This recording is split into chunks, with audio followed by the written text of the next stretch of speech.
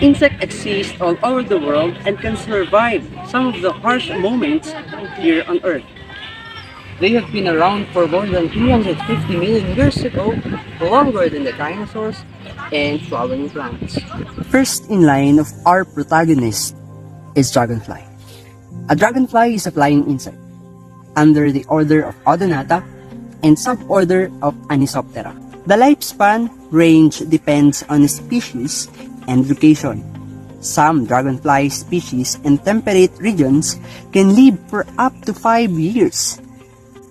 The egg of a dragonfly begins their life in or near water in the form of eggs. After mating between the male and female dragonfly, the female dragonfly places her eggs at a stationary spot in still water or pond. The eggs take 1 to 5 weeks to hatch. The larva is an interesting to note that even though we've seen dragonflies mostly flying around us during hot summer months, they spend most of their life underwater as a larva. They can live underwater for as long as 2 years, and this is considered to be the longest stage in the life cycle of a dragonfly. After hatching, the larva has 6 tiny legs, hinged jaw, and wing sheaths.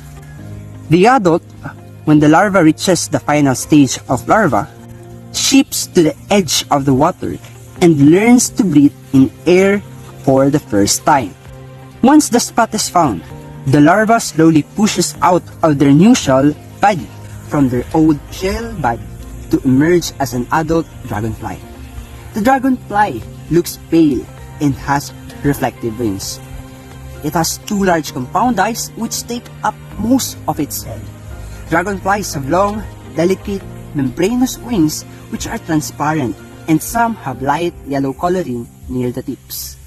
Their bodies are long and slender, and they have a short antennae. The metamorphosis of dragonflies undergo incomplete, which is also known as hemimetabolous. They are beneficial. A damselfly is a predatory, aerial insect that is very similar in appearance to a dragonfly. There are around 2,600 damselfly species in the world. They are under the Odonata order and the suborder Zygoptera.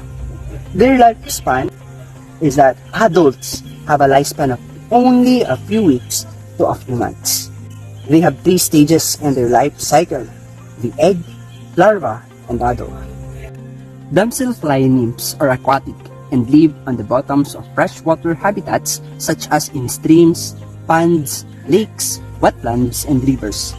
As adults, damselflies are terrestrial but are likely to be spotted near the water.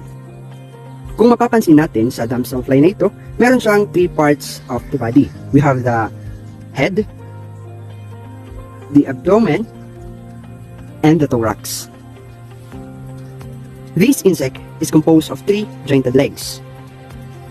Then its wings are membranous and has a nodus and stigma. Its eyes are compound. At kung mapapansin din natin, elongated ang kanyang abdomen. At kapag at-rest naman, mapapansin natin sa wings ng damselfly, which is in the suborder Zygoptera ng Odonata order, is that nakapa-vertical yung wings niya, vertically upheld. The characteristics of damselflies come in various colors, including green, blue, red, yellow, black, or brown.